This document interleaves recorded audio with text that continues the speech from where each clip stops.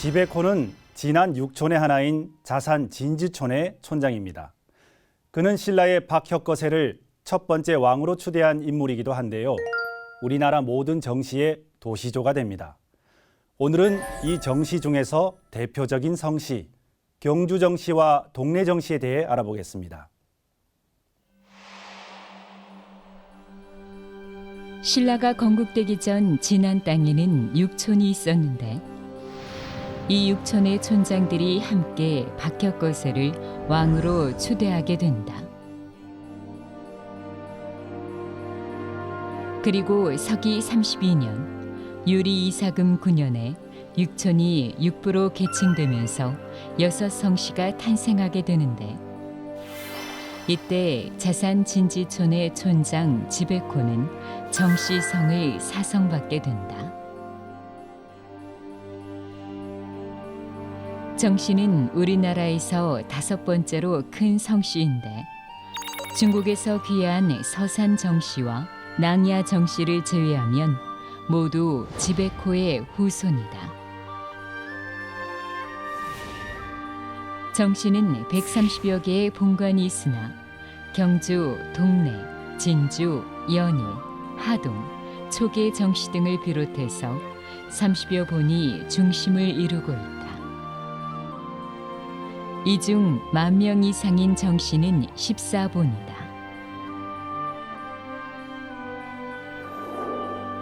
각 본관별 대표적인 인물을 보면 진주 정시에는 임진왜란 때 활약한 정기룡 장군이 있고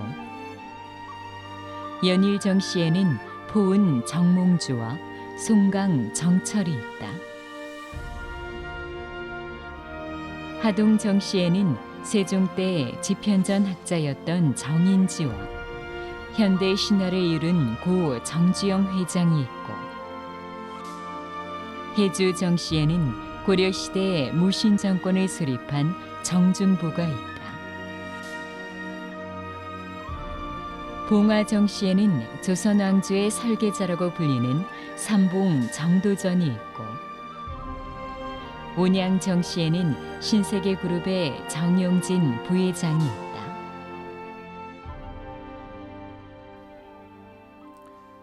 우리나라에서 최씨에 이어 5번째로 큰 성시인 정시. 정시에서 가장 오래된 본관은 경주정시인데요. 그래서 경주정시는 자산 진지촌의 촌장 지베코를 시조로 모시고 있습니다. 그렇다면 경주정시는 어떤 성시일까요? 2015년 통계청 조사에 의하면 약 35만 명이 우리나라에 살고 있는데 전체 정시에서 16.3%를 차지한다. 또한 경주 정시는 크게 문헌공파, 양경공파, 월성위파, 평장공파 등 4개 파로 나뉘어지는데 다시 그 아래에 여러 파로 분파되어 있다.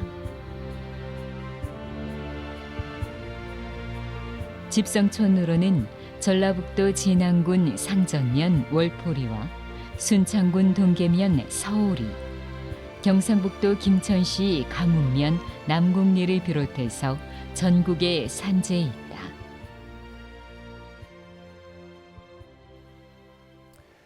이것은 뿌리공원에 있는 경주정시 성시조형물입니다. 여기에는 경주정시의 시족사에 대해 간략하게 소개하고 있는데요. 그 내용을 살펴보겠습니다.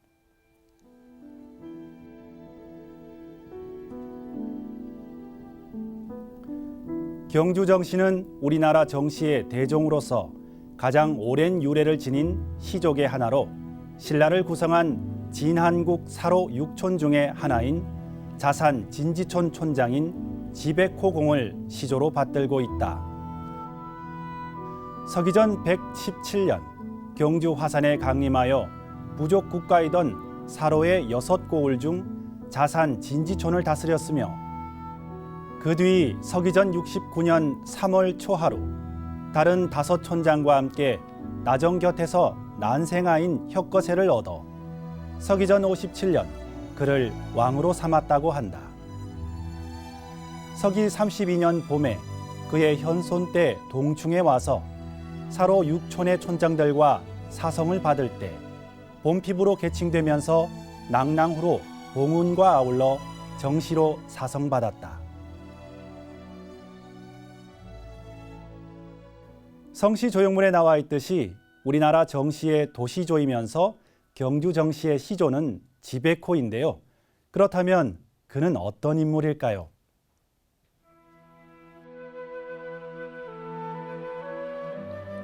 이곳은 경주시 남쪽 내남면 노곡리 백운대다. 지백호가 탄광했다고 하는 일명 화산이다.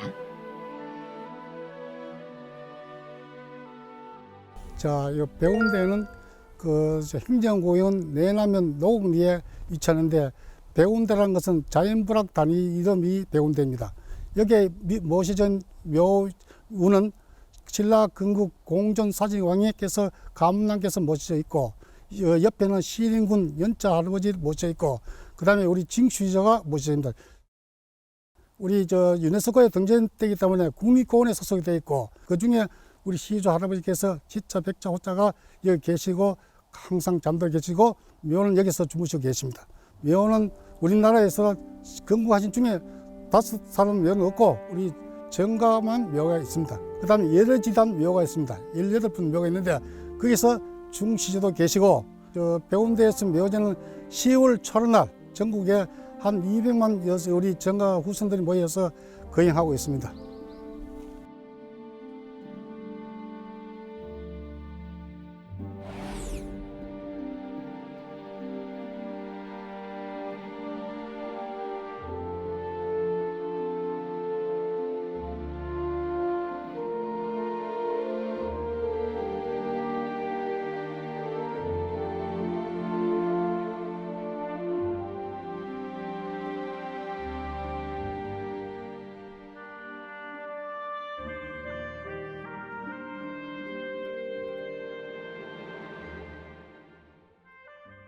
시조 할아버지는 우리가 신라 건국하신 신라 건국 사직 공전왕 가문왕께서 하신 어른들은 육부촌장으로서 5 어른과 같이 모여서 가지고 초대 임금을 만드신 분이 박혁거세고 우리는 법황 내무할 때 성을 하사받은 것이 정시입니다. 그리고 경주 정가로서는 진짜 후자에부터 우리 정가라고 보시면 됩니다. 우리 경주 정가는 35만 정도 됩니다. 그 대신 우리 지자, 백자, 호자에 할아버지 후손으로서는 약 전국에 200원 정도 됩니다. 그 200원 중에 성시에 주로 5대성 안에 들어간 정시의 뿌리입니다. 경주정시의 본관은 원래 계림, 월성 등으로 쓰이다가 지백호의 42세 손인 문정공 정진후 대에 이르러 본관을 경주로 고쳐 부르게 되었는데요. 그래서 정진후를 중시조로 모시고 있습니다.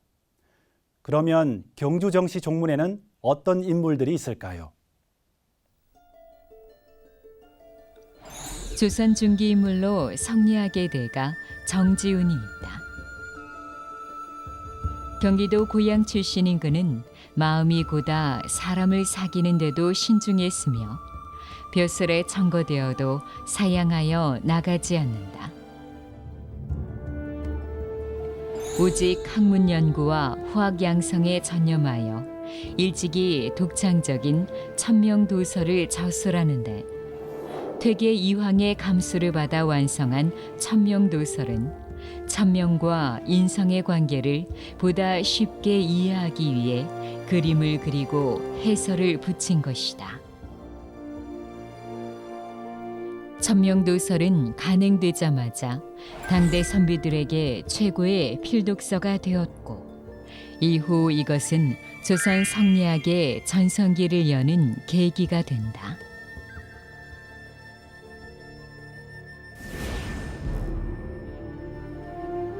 (1592년 4월 14일) 군의시 유키나가가 이끄는 외의 제1군이 부산 진성으로 밀려든다. 임진왜란의 시작을 알리는 첫 전투가 벌어진 것이다. 부산 진성을 지킨 장수는 충장공 정발첨사다. 그는 1553년 경기도 연천군에서 출생하여 1577년 별시무과에 급제하였는데 임진왜란이 벌어지기 몇 달 전에 부산진 첨절제사로 부임한다. 왜군 1만 8천여 명의 공격에 부산 진성의 병력은 겨우 600명뿐. 성안의 고민이 힘을 합쳐 분전했지만 중과부적이었다. 화살이 떨어지고 더는 버틸 수 없자 부하 장수들이 성을 빠져나가 구원병을 기다리자고 간청한다. 하지만 장군은 나는 이 성의 귀신이 될 것이다. 또다시 성을 포기하자고 하는 자는 목을 베겠다고 하며 끝까지 항전할 것을 독려한다. 하지만 얼마 후 공은 탄환에 맞아 절명하고 성은 함락되고 만다. 하루를 버티지 못하고 성은 함락되었지만 성안의 군민이 전멸할 때까지 용맹하게 싸우는 모습을 보고 왜군은 적잖이 놀랐다고 한다. 이런 사실은 휴전 중 강화 교섭을 위해 통신사로 일본에 갔던 황신이 외장 평조신으로부터 정발의 무용을 극찬하는 회고담을 듣고 더 알려지게 된다. 검은 군복을 입고 진도에 나서 군민을 지휘하는 장군의 용맹한 모습을 보고 외병들은 그를 흑이 장군으로 불렀다고 한다. 임진왜란의 첫 전투에서 순절한 정발첨사는 후에 좌찬성에 추증되었고 그의 충절을 기려 부산 진성의 남문자리에 세운 정공단과 동래구 안락동에 있는 충렬사에서 제양하고 있다.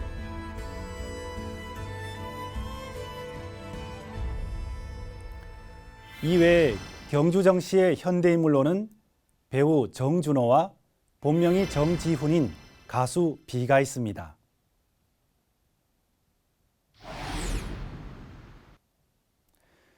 우리나라 정시에서 큰 집은 경주정시죠. 또한 정시 중에서 가장 인구가 많은 본관은 동래정시인데요. 사람들에게 많이 알려지기도 한 성시죠. 그렇다면 동래정시는 어떤 이야기를 간직하고 있을까요?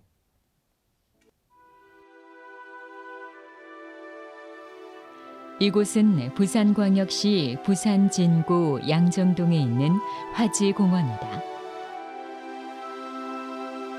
동래 정시의 성지로 알려진 곳이다.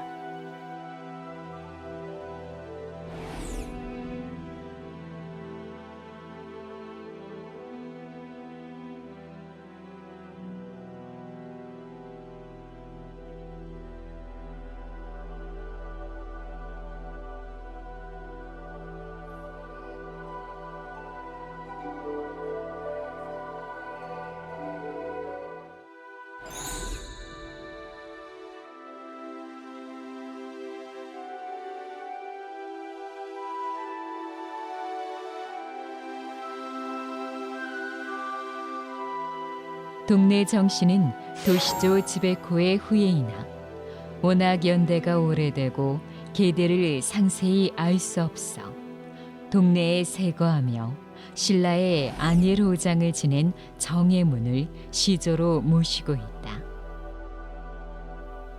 하지만 정예문 이후 또한 세계가 실전되어 고려 초에 보윤 호장을 지낸 정지원을 일세로 하여 세계를 이어오고 있다.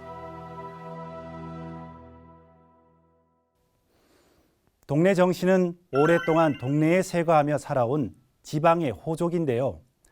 그런데 2세 정문도 이후에 가세가 크게 일어납니다. 풍수지리에 의하면 화지산에 묻힌 정문도의 묘는 8대 명당 중 하나라고 하는데요. 이것 때문에 그런 걸까요? 이 명당과 관련하여 전해오는 이야기가 있습니다.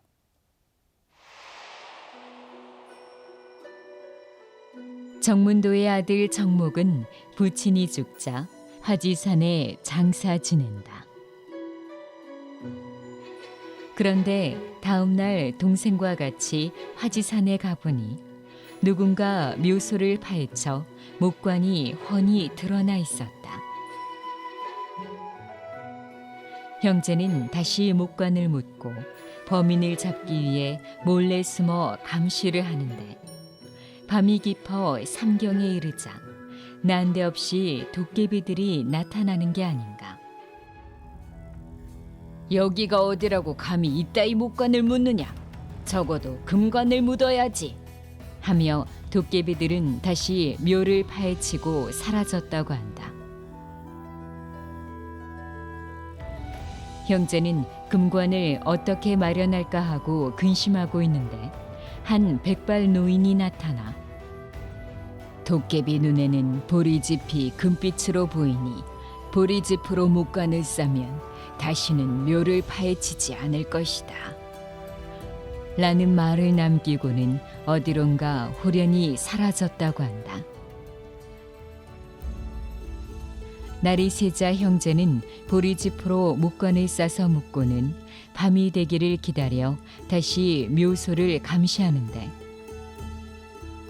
이번에도 지난밤에 도깨비들이 나타나서 또 무덤을 파헤치더니 달빛에 비치는 보리짚으로 싼 목관을 보고는 금관이야, 이제 됐어, 어서 가자 라고 하면서 행적을 감추었다는 것이다. 그 이후로는 백발 노인의 말대로 다시는 도깨비가 나타나 묘를 파헤치는 일은 없었다고 한다. 도깨비가 나타났다고 하니 참 신기하고 재미있는 이야기인데요. 그만큼 명당이란 얘기겠죠. 이것 때문인지 이후 가문은 번창하기 시작합니다. 정문도의 장남 정목과 정목의 네 아들 모두 과거에 급제하여 중앙에 진출하게 되죠. 그렇다면 동네 정씨는 어떤 성씨일까요? 좀 더 자세하게 알아보겠습니다. 지금의 부산 지역을 관양으로 하는 동네 정씨는 2015년 통계청 조사에 의하면 47만여 명이 우리나라에 살고 있는데 전체 정씨에서 22%를 차지해 정씨에서 가장 큰 성씨가 된다. 또한 계파를 보면 그게 교서랑 공파, 첨사 공파, 호장 공파 등 3개 파로 나뉘어지는데 다시 그 아래에 여러 파로 나뉘어져 있다. 이어 집성촌을 살펴보면 경상북도 고령군 덕곡면 반성리, 대구광역시 달성군 다사읍 문양리와 박곡리를 비롯해 전국에 산지에 있다. 또한 서울 중랑구 망우동 양원리에는 600년 내려온 동네 정씨 집성촌이 있는데 이 마을은 태조 이성계와 관련된 일화가 전해지는 곳이기도 하다. 이성계가 자신이 묻힐 건원능을 정하고 돌아오는 길에 고개에서 잠시 쉬게 되는데 이때 그가 이제 근심을 잊게 되었다고 말하면서 근심을 잊었다는 뜻의 망우리 고개가 됐다고 한다. 또한 망우리 고개를 넘다가 갈증이 생겨 우물물을 마셨는데 물맛이 너무 좋아 양원수라고 이름을 지어주면서 마을 이름도 양원리가 되었다고 한다. 지금은 개발이 되면서 예전의 모습은 많이 사라진 상태다. 동네 정시는 조선조에 와서 더욱 번창하게 되는데요. 무려 17명이나 정승에 올라 전주 이씨, 안동 김씨와 더불어 정승을 가장 많이 배출한 가문으로 이름을 떨칩니다. 그렇다면 동네 정시 종문에는 어떤 인물들이 있을까요? 고려 때의 인물로 정서가 있다. 정서는 정문도의 증손자로 내시낭중이란 벼슬을 지냈으며 호는 과정이다. 정서의 아내가 고려 인종 왕비의 동생이기 때문에 인종과는 동서 사이다. 정서는 인종의 총애를 받았으나 다음 왕인 의종 때 그를 시기하는 자들로부터 모함을 받아 고향인 동네로 유배된다. 유배지에서 탄생한 유명한 노래가 바로 정과 정곡이다. 정과 정곡은 한글로 전하는 고려 가요 가운데 작가가 분명한 유일한 노래라고 하며 고려는 물론 조선에까지 계속 궁중음악으로 불리어진다. 동네에 유배를 온 그는 수영구 망미동 일대에서 오이 농사를 지으며 과정이란 정절을 짓고 약속한 왕의 부름을 기다린다. 하지만 세월이 지나도 아무런 소식이 없자 이 노래를 지었다고 한다. 정서와 그의 문학을 기려 연제구 연산동에는 과정로라는 길과 과정초등학교가 있으며 수영구 망미동에는 정과 정곡비가 세워져 있다. 조선조에서 동네 정씨가 승승장구만 한 것은 아니다. 선조 때 일어난 기축옥사의 중심에 정여립이 있었기 때문이다. 전주에서 태어난 정여립은 무예나 활쏘기에 뛰어나고 학문에도 두루 능통했다고 한다. 원래 정여립은 이의와 성혼에 각별한 후원과 촉망을 받는 서인의 인사였으나 1584년 수찬이 된 뒤 동인편으로 돌아선다. 이에 정철, 송익필을 비롯한 서인의 미움과 선조의 비판을 받자 벼슬을 버리고 낙향하게 된다.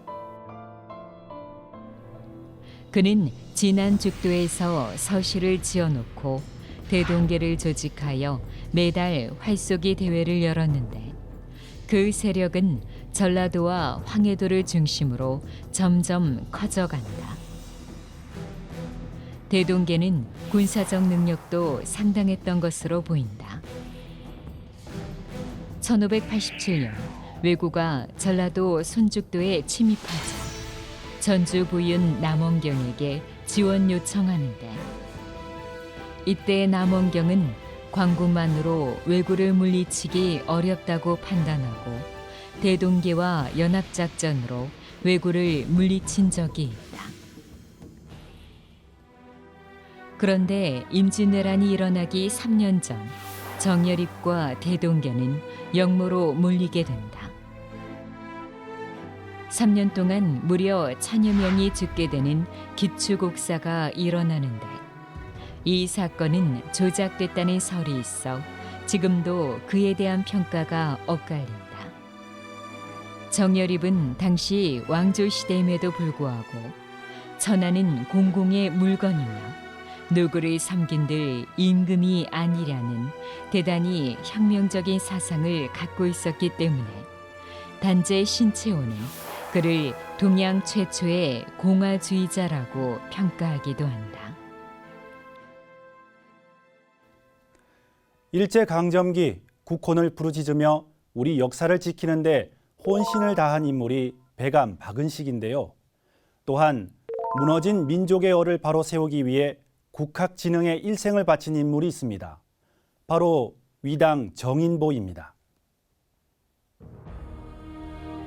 1893년 서울에서 출생한 정인보는 17세 때 평생 스승으로 모신 난곡 이건방으로부터 양명학을 배워 학문과 정신 세계에 큰 영향을 받았다고 한다. 그는 1910년 만국 후 중국 상하이에 건너가 신채호, 박은식 등과 함께 독립운동을 했고 귀국 후 국내에서 비밀리에 독립운동을 펴다 여러 차례 일본 경찰에 붙잡혀 옥고를 치르기도 한다. 연희 전문, 이화여전 등에서 한국사와 국문학을 가르치며 학생들에게 민족의 얼을 환기시키는 한편 동아일보, 시대일보의 논설위원으로서 총독부의 정책을 비판하고 민족사관 정립에 심혈을 기울인다. 1935년부터는 5천년간 조선의 얼을 동아일보에 연재했으며 1945년 마침내 광복이 되자 일제하의 식민정책을 깨끗이 씻어버리고 국학을 부흥시키기 위해 국학대학을 설립한다. 그리고 다음에 민족사를 모르는 국민에게 바른 국사를 알리기 위해 조선사 연구를 간행한다.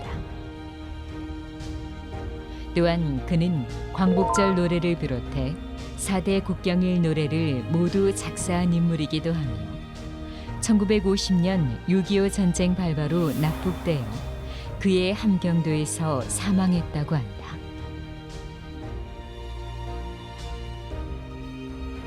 이외 현대인물로 정진석, 추기경이 있으며 스포츠계엔 테니스 선수 정영, 연예계엔 컬투의 정찬우, 개그맨 정영돈이 있다.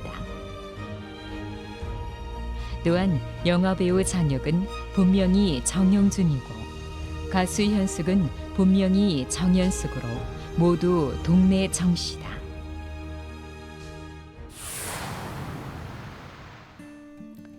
이제까지 우리나라 정씨 중에서 뿌리가 되는 경주 정씨와 큰 본관인 동네 정씨에 대해 알아봤는데요. 즐거운 시간 되셨나요? 한국 성씨의 뿌리를 찾아 떠나는 시간, 한국의 성씨, 다음 시간에도 계속됩니다. 감사합니다.